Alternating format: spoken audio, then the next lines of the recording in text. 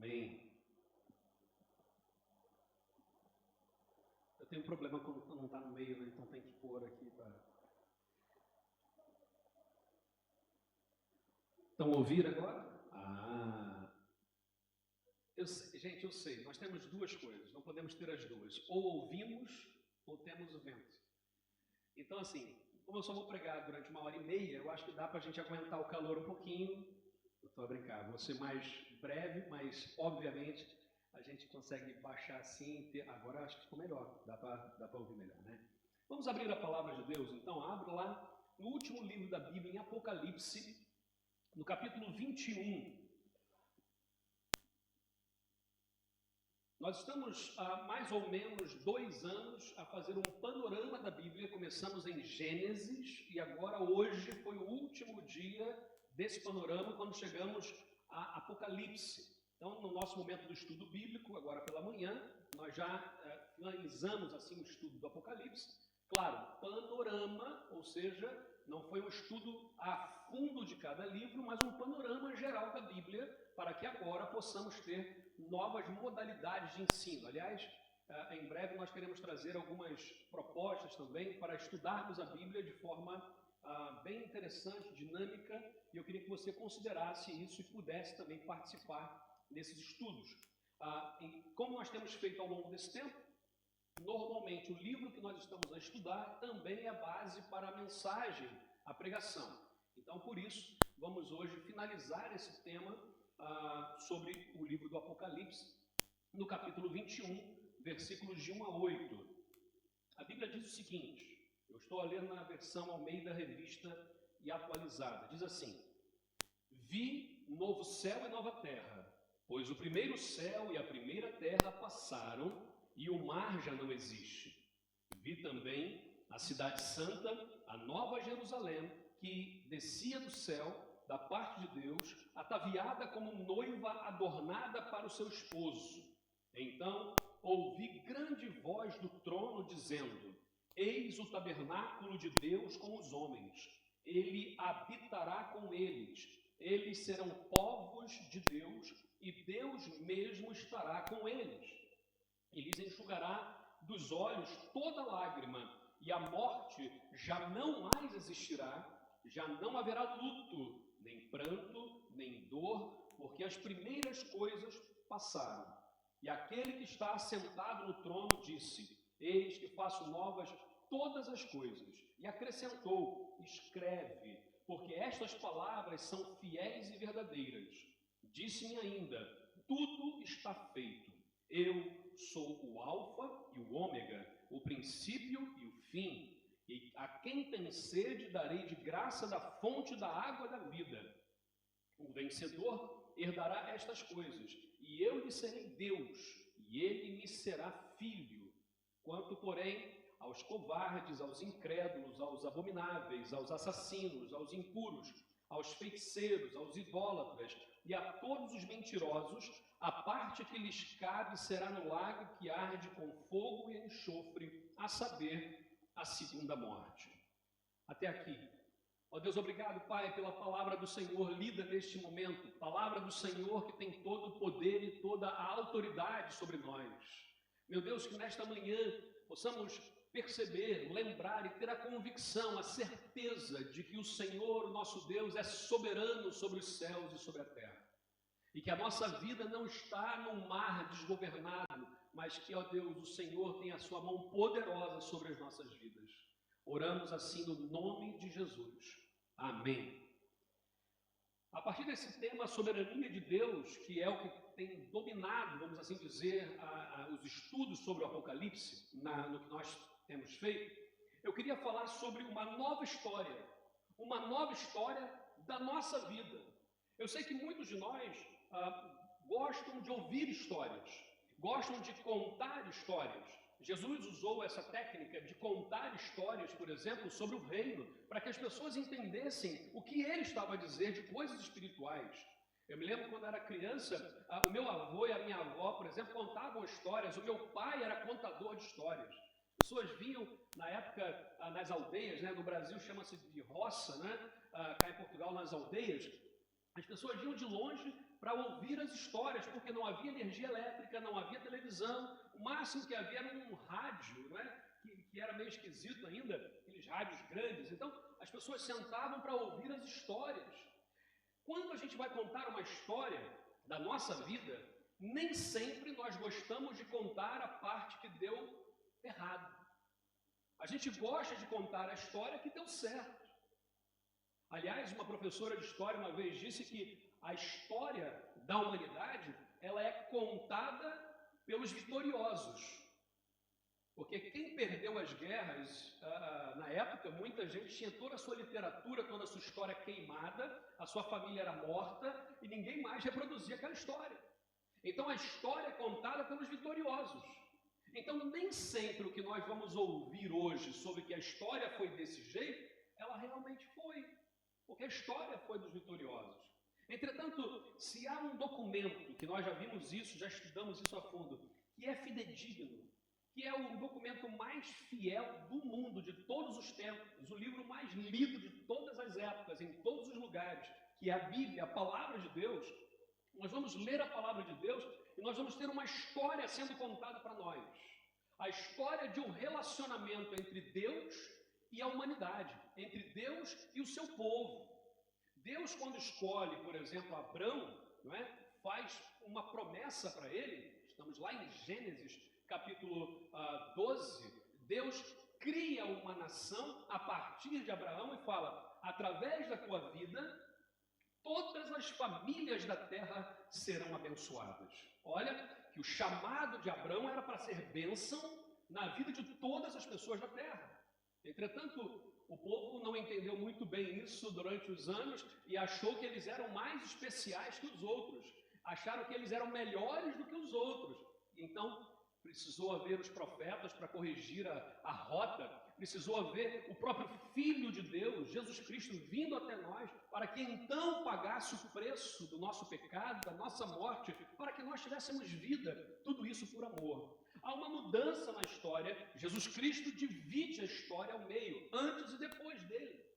Jesus Cristo, ele intervém na nossa história, e aí, quando nós vamos agora particularizar, ou seja, trazer para cada um de nós como é a nossa história de vida.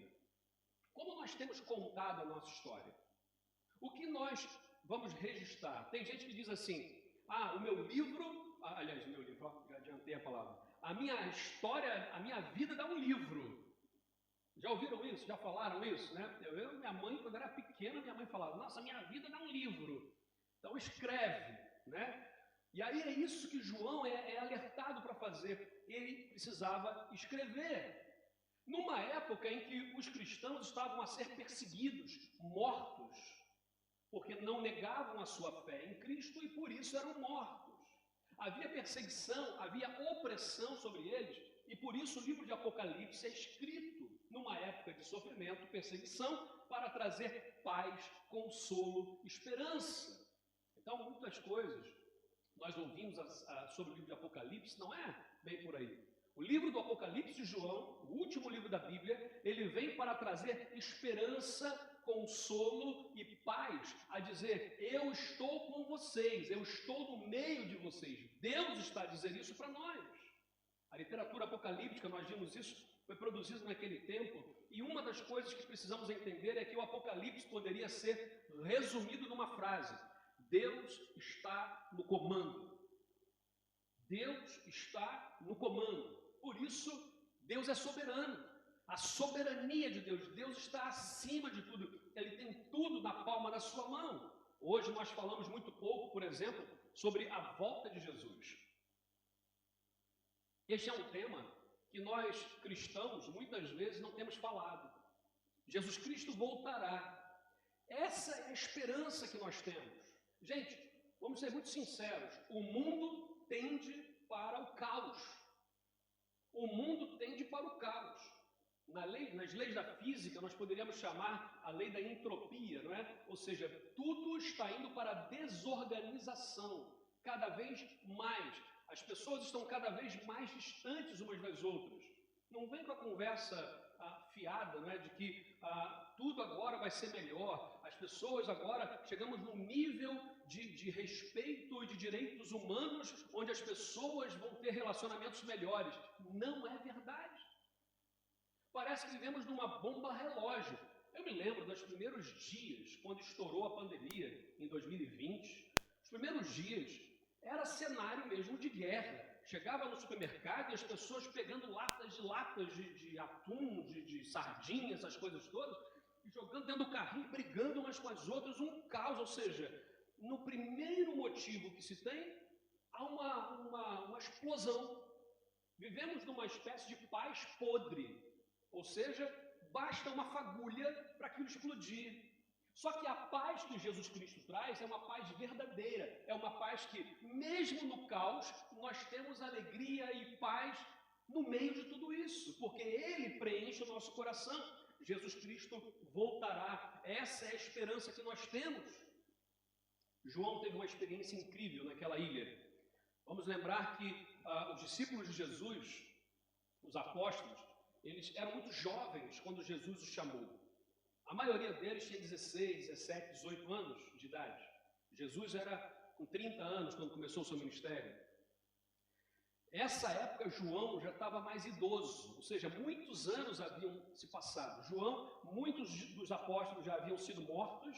João foi um dos últimos, se não o último a morrer, na idade, na velhice dele. João havia sido jogado num caldeirão de óleo fervente e sobrevivido. Então estava todo deformado, numa ilha, preso, e a Bíblia diz que João então tem uma visão. Deus vai dar a ele uma visão de esperança, visão de nova vida, visão de uma nova história. E aí João vai escrever. E o que ele escreve é muito interessante. Primeira coisa que nós aprendemos aqui nesse texto é que nós podemos ter uma nova história, uma história de vida nova, porque ao ver as maravilhas de Deus, tudo muda. Ou seja, vamos ver. João diz, versículos 1 e 2,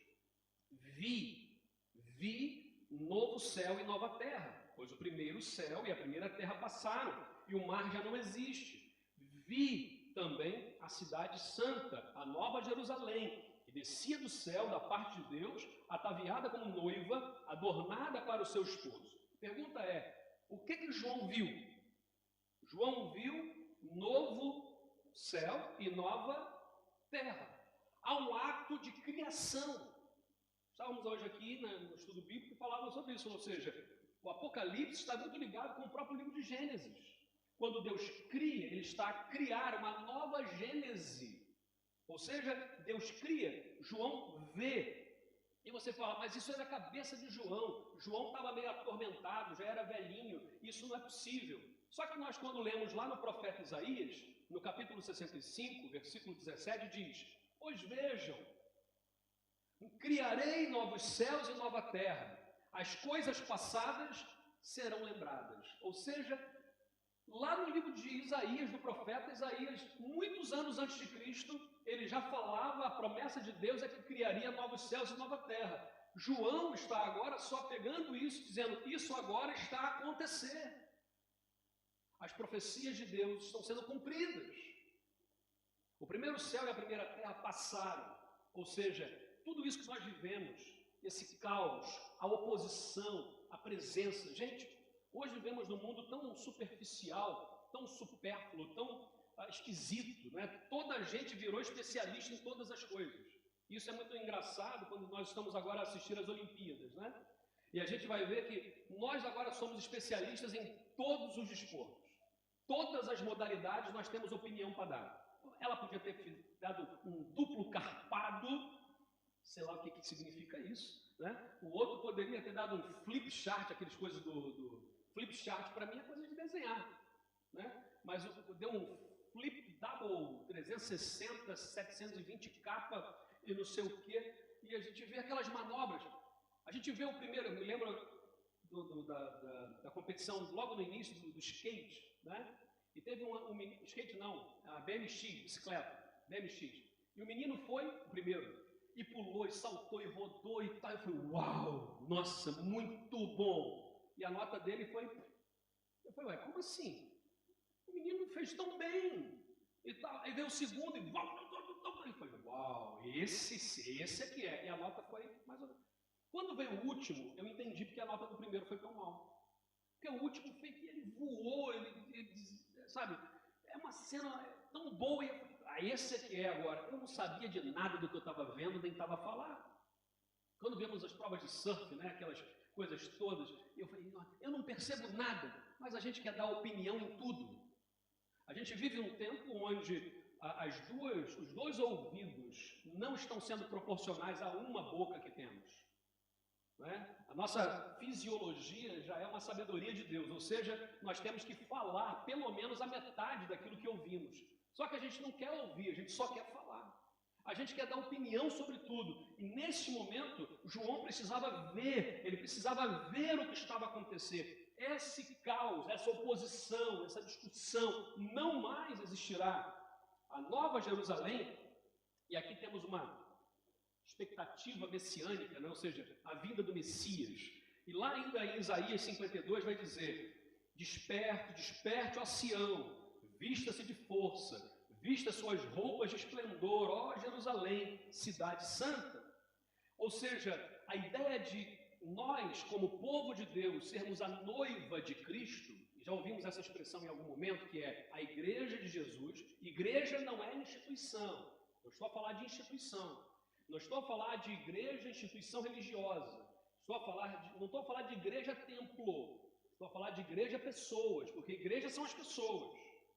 Okay? A igreja de Cristo, a palavra igreja significa chamados para fora.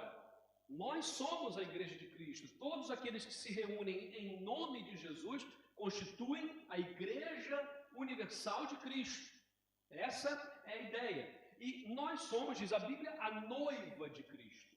É engraçado porque a noiva, a ideia de noiva aqui, tem a ver com pureza, ok? Tem a ver com pureza. Pelo menos nós vemos isso muito claro naquela época. Uma mulher que casava e não era pura, não era virgem, ela poderia ser levada em público e apedrejada. Essa era a lei. Tanto é que quando Maria é engravidada pelo Espírito Santo, José, amando Maria, queria deixá-la secretamente, porque ele era obrigado a levá-la em público a dizer: ela está grávida e não é meu.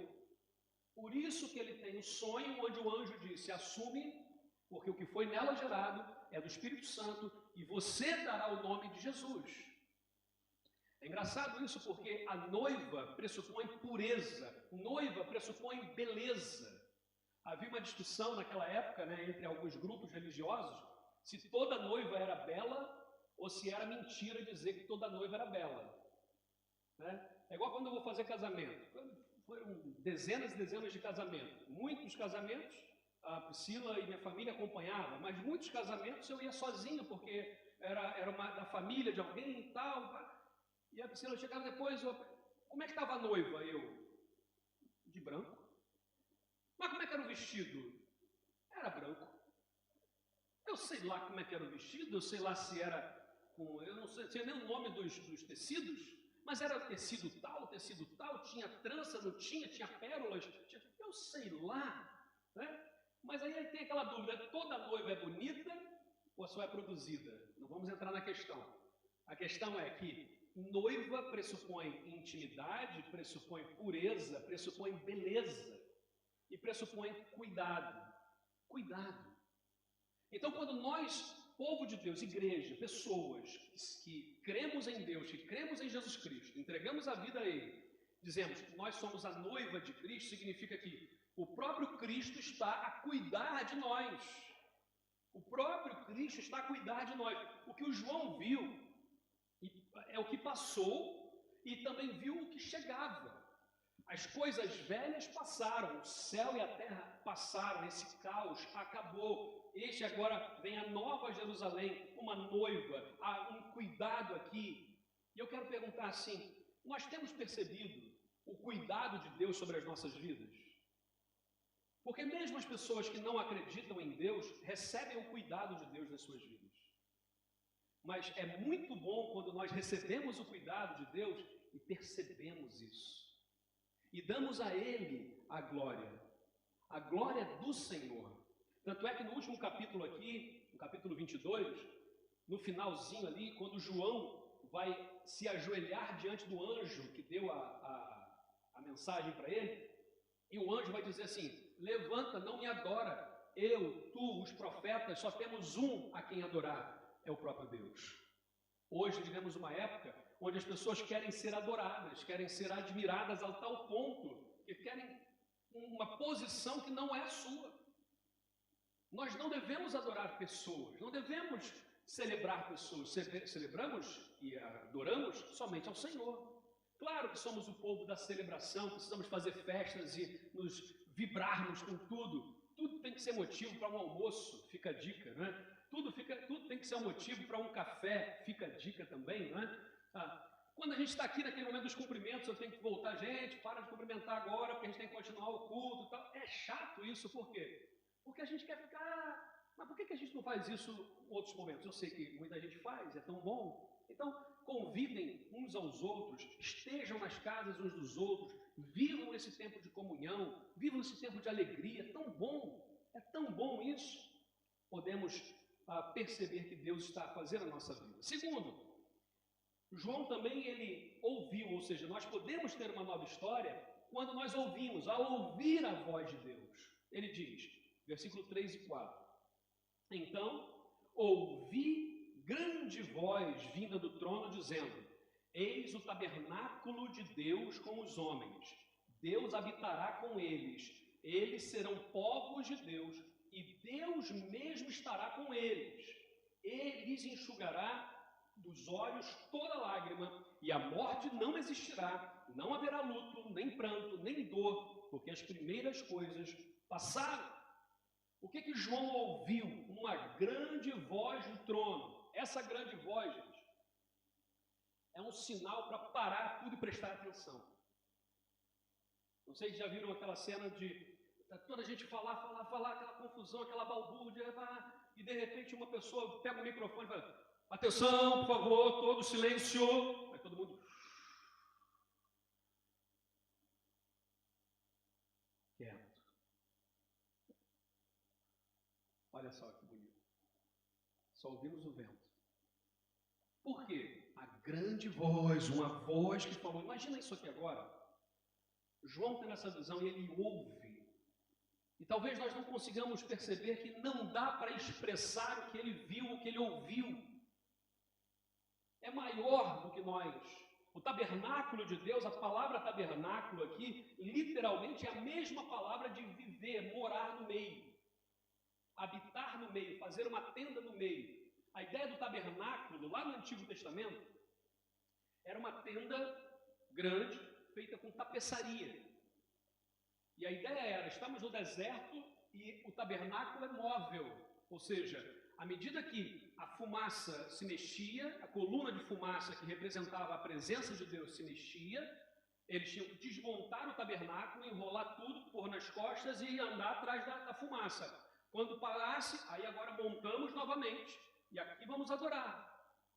Essa é a ideia do tabernáculo, ou seja, Deus mora no meio do povo. O tabernáculo ficava no meio e o povo ficava ao redor do tabernáculo. No momento que o tabernáculo foi substituído pelo templo, fixou. E agora as pessoas precisam ir até um lugar. Só que o lugar de adoração não é o templo. Por isso Deus permitiu que o templo fosse destruído. O templo foi destruído. Porque o templo não é o lugar de adoração, é um lugar de adoração. Aonde é o lugar de adoração? Na minha casa, na tua casa, na rua, no trabalho, onde nós estamos. Vivemos em espírito de oração, de adoração, onde quer que estejamos. Onde nós estamos, ali está a igreja de Deus. A gente tem que mudar muito esse conceito do ir à igreja. Vamos à igreja comigo? Ninguém tem que ir à igreja. Nós temos que ir como igreja. Ou seja, aonde vamos, nós vamos como igreja. Estamos onde estamos. Agora, quando nós nos reunimos, aqui está reunida uma parte da igreja de Cristo. Nesse momento, tem gente, por exemplo, reunida lá na Itália. Tem um grande amigo meu, na cidade de Mantova, que hoje eles vão fazer um culto num parque. e falou, olha, depois manda as fotos, eu quero ver, vou fazer um culto ao ar livre. E eu falei, olha, que bênção, faz isso. Nesse momento há outros lugares que estão reunidos. Nesse momento a igreja perseguida está em lugares que não podem estar reunidos, que estão em catacumbas. Estão reunidos escondidos, porque se alguém souber, vão ser mortos. Se alguém souber, vão ser mortos, torturados e mortos. Hoje isso, gente, não foi ontem, hoje. Então, quando nós falamos de estar aqui reunidos, é tão bom, e João ouviu a voz de Deus, e Deus disse, eu vou morar no meio de vocês, eu vou viver no meio de vocês. Isso pressupõe intimidade. Deus vive no meio do seu povo. Você quer conhecer alguém? Passa um tempo na casa dele. Passa um tempo na casa. Porque a gente quando recebe visita, lá em casa isso não acontece, mas na casa de vocês com certeza, né? A gente arruma as coisas todas, a gente tira as coisas que não é, a gente põe lá, a gente orienta os filhos, ó, não pode fazer isso, não pode fazer aquilo, não pode mexer aquilo, né? E tal. Aí a gente recebe as pessoas e aquela coisa, né? Então, nossa, que família, que casa. Mas no dia a dia a gente sabe que não é bem assim que funciona. Né? A mesa da sala às vezes nem é usada, às vezes a mesa da cozinha, às vezes nem mesa da cozinha. Tem gente que come com um prato assim na mão, tem gente que usa outro, enfim. Come a sobremesa, depois come o almoço, é uma cena. Quer conhecer alguém? Passa uma semaninha junto. Aluga uma casa de praia, fica a dica, né? Vai para lá. Gente, se sobreviver, a amizade é verdadeira. Por quê? Porque cada um tem um hábito diferente, cada um tem um tempo diferente. Por exemplo, eu acordo, e quem me conhece já sabe disso, eu acordo, eu tenho que ficar em silêncio. Tudo que eu disser poderá e será usado contra mim. Porque de manhã eu não funciono, então eu acordo, eu vou, bom dia, café, esperar ali uma meia horita para o cérebro pegar no tranco, né? E depois a coisa vai. Agora tem pessoas que, tipo o André, por exemplo, uma pessoa que eu me esforço para amar, que acorda e é bom dia mundo, bom dia passarinho, bom dia vento, bom dia. Eu falei, que isso, cara? Porque nós somos diferentes. A grande questão é, quando Deus mora no meio da nossa vida, nós estamos dando total liberdade, Ele já conhece, mas nós estamos dizendo, Senhor, aqui está a minha vida, aqui está a minha casa, os cômodos estão abertos, vem, faz morada junto comigo, em mim. E é isso que Deus está a dizer aqui, o João está a ouvir isso. A consequência da presença de Deus é que não haverá mais choro, nem lágrimas, nem luto, nem morte. Essa é a consequência da presença de Deus na nossa vida. Nós temos vida, vida abundante, vida eterna e alegria perene. Nós não dependemos de coisas para sermos felizes. Não dependemos de um ato para sermos felizes. Podemos estar tristes, sim, e não estamos imunes a estarmos tristes, a estarmos em solidão, passarmos por depressão na vida. Não estamos imunes a passarmos por problemas seríssimos em várias áreas da nossa vida, não estamos. Mas mesmo no meio da confusão e da provação, temos a paz de Deus que excede todo entendimento. Gente, nós precisamos viver essa nova fase da história. Não podemos entrar em desespero todas as vezes que as coisas vão mal, porque as coisas vão ser mais, muitas vezes. O mundo tende ao caos, mas o que João ouviu foi o quê? Eu vou morar, tabernacular, viver, fazer a minha tenda no meio da vossa vida. E a presença de Deus expurga toda morte e todo choro. Por enquanto, ainda temos luto, ainda temos choro, ainda temos morte. Mas quando Deus estiver plenamente, quando Jesus Cristo voltar, nós não mais viveremos isso. Por isso, tenhamos confiança, diz o livro de Hebreus, e cheguemos perto do trono divino, onde está a graça de Deus, e ali receberemos misericórdia e encontraremos graça sempre que precisarmos de ajuda. Gente, a gente vive num tempo hoje de ceticismo. As pessoas estão céticas, as pessoas não acreditam mais na existência de um Deus. A grande questão é que o sistema humano, seja ele qual for, ele é falho, ele vai falhar, ele vai decepcionar. E é nesse momento que muita gente volta-se para Deus. Nós temos um privilégio, que é nos voltarmos para Deus, sem precisarmos passar por todo esse caos. E reconhecer que Deus está presente, que Deus está conosco. Aliás, Jesus Cristo é chamado de Emanuel, que significa Deus conosco. Deus está conosco. João ouviu a voz do trono. E a minha pergunta é, o que Deus hoje está a falar à tua vida? O que hoje Deus está a falar contigo? Porque o que eu preciso ouvir de Deus talvez não seja a mesma coisa que tu precises, mas Deus está a falar hoje. Aliás, Deus fala em todo o tempo.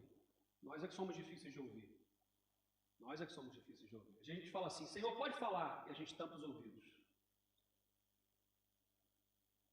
Em terceiro lugar, podemos ter uma nova história e escrever novas páginas. Olha só que interessante. João viu, João ouviu, e ele recebe uma ordem de escrever. Diz a Bíblia, aquele que está sentado no trono disse, eis que faço novas todas as coisas. E acrescentou, escreve, porque estas palavras são fiéis e verdadeiras. E disse-me ainda, está tudo feito. Lembra de Jesus na cruz? O que ele disse? Está consumado. O preço está pago. Ele disse, está feito. Eu sou o alfa e o ômega, o princípio e o fim. Alfa e ômega, a primeira e a última letra do alfabeto grego. Ele diz, eu sou o princípio e o fim. Do início ao fim, ele está a dizer, e a quem tem sede, eu darei de graça da fonte da água da vida.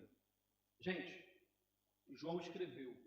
O que ele escreveu foi o que ele viu, ouviu, e o que Deus mandou ele escrever. Ao escrever, nós concretizamos, materializamos aquilo que escrevemos. Por isso que quando a pessoa fala assim, eu estou tendo lapsos de memória, escreve. Faz um diário para lembrar. Porque quando nós escrevemos, está ali, está materializado. Toma nota daquilo que Deus tem feito na tua vida. Se nós esquecemos, nós temos memória igual de peixe, muitas vezes. Deus faz um milagre aqui e ali já esquecemos. Deus faz uma coisa incrível na nossa vida e amanhã não lembramos mais. Então escreve. Tenha o hábito de tomar notas. Quando estiver a ler um texto da Bíblia, tenha sempre do lado, escreve. Porque quando escrevemos, materializamos. Uma coisa que eu sempre digo para os casais, muitas vezes, em aconselhamentos em casais que estão passando por crises, eu digo, olha, pega uma folha e escreve aí 5 coisas negativas do seu cônjuge. Escreve 5 coisas positivas do seu cônjuge. As negativas são rápidas, pau. As positivas demoram um pouco mais. Mas depois que escrevemos, olhamos aquilo, uau, não tinha percebido isso aqui. Por quê? Porque ao escrever, ao ver, ao materializar, aquilo se torna mais real. Palavras que são ditas, o vento leva. Palavras que são escritas podem durar milênios. Quando nós olhamos a palavra aqui, nós entendemos isso. Eu sou o alfa e o ômega. Ele vai falar da fonte das águas. A vida eterna, gente, que Jesus propõe para nós é mais do que sobrevivência depois da morte. É mais do que sobreviver à morte. Vida eterna significa participar da natureza com Deus. É muito maior. A palavra diz que o apóstolo Paulo vai falar assim que hoje nós vemos como que no espelho. O espelho da época era um latão polido. Hoje nós vemos como um espelho. Então veremos como as coisas realmente são. Nós não temos noção daquilo que é a grandeza do que Deus tem preparado para nós. A participação na vida eterna, a Bíblia diz em 2 Coríntios, capítulo 3, e todos nós, que com a face descoberta contemplamos a glória do Senhor, segundo a imagem estamos sendo transformados com a glória cada vez maior, a qual vem do Senhor, que é o Espírito. E ainda em 2 Pedro, capítulo 1, versículo 4, diz: e ele nos deu as suas grandiosas e preciosas promessas, para que por elas vocês se tornassem participantes da natureza divina. Então, o que Deus está a propor para nós é uma vida eterna na sua presença, na plenitude, sem lágrima, sem choro, sem morte, porque onde Ele está, há vida, e a morte não mais existirá. Quando ele fala do mar, em alguns momentos do livro do Apocalipse vai falar sobre o mar, e o mar dará os seus mortos, e o mar já não vai mais existir. O mar era uma figura mitológica também, não é? O mito de Enuma Elish tinha o mar como uma grande deusa, que era aquela deusa má, e ele vai dizer, não mais existirá isso.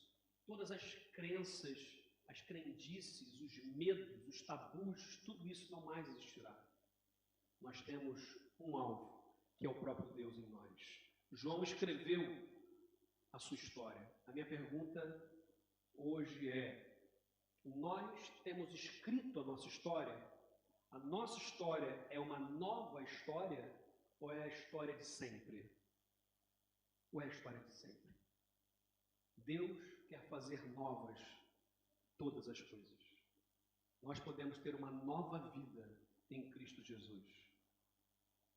A nossa esperança está aqui, e o versículo 7 vai dizer, terminando: o vencedor herdará essas coisas, eu serei o seu Deus, e ele será o meu filho. Jesus Cristo, o Filho de Deus, é o primogênito de todos nós, mas nós somos chamados para sentar à mesa com o Pai.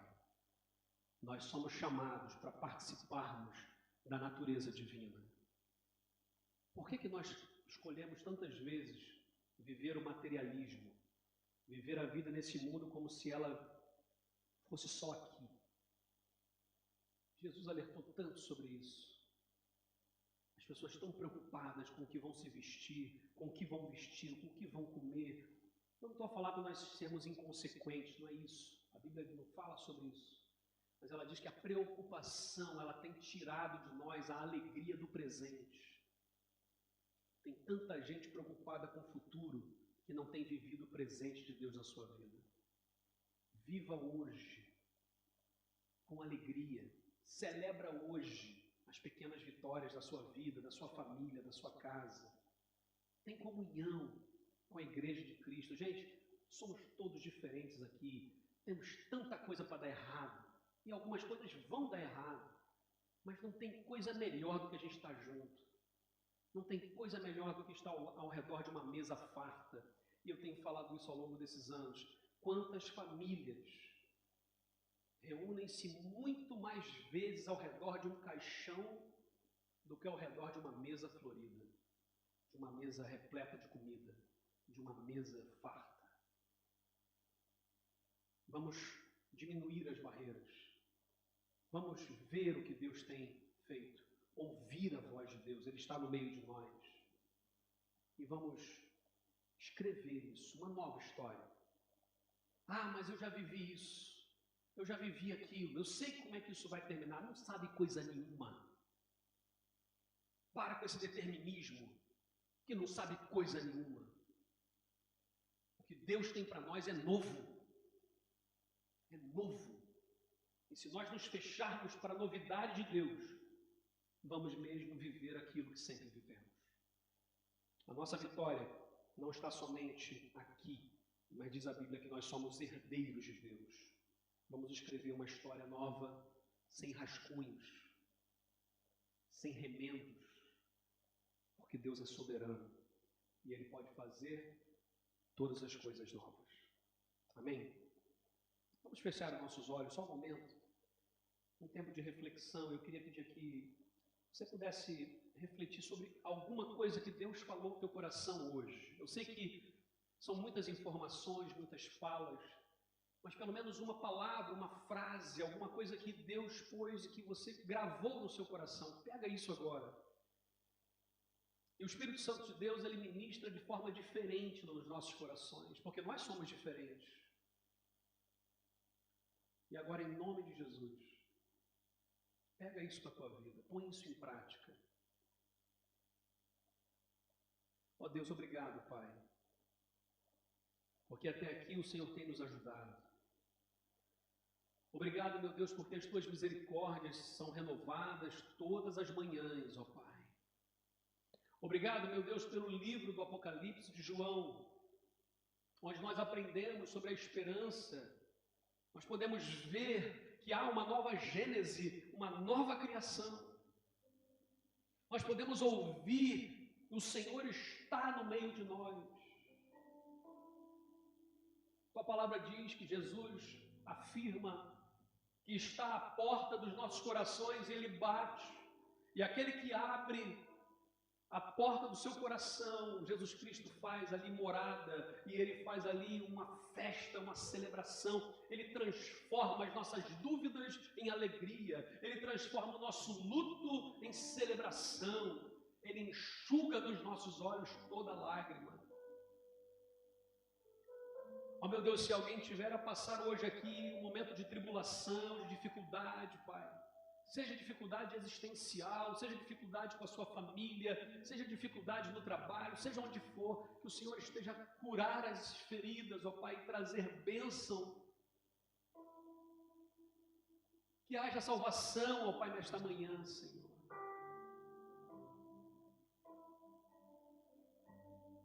Ó meu Deus, a Tua palavra diz que João escreveu e aquela nova história está a ser contada. O Senhor quer contar novas histórias sobre a nossa vida, Pai. Aqueles, ó Deus, que já têm vivido um tempo de busca ao Senhor, de intimidade com Deus, com uma espiritualidade, ó Deus, conectada com Jesus Cristo, através do Espírito Santo, que possam crescer, que possamos cada dia mais crescer, ó Pai, e amadurecer, e termos a humildade, meu Deus, porque quanto mais sabemos do Senhor, mais quebrantados, mais humildes precisamos ser. Meu Deus, se houver alguém, Pai, que ainda não conhece, não tem essa experiência contigo, meu Deus, que hoje possa ser esse dia de entrega de vida ao Senhor, para que possa ver, ouvir e escrever uma nova história, Pai. Obrigado, meu Deus, pela vida de cada um nesta manhã, em nome de Jesus.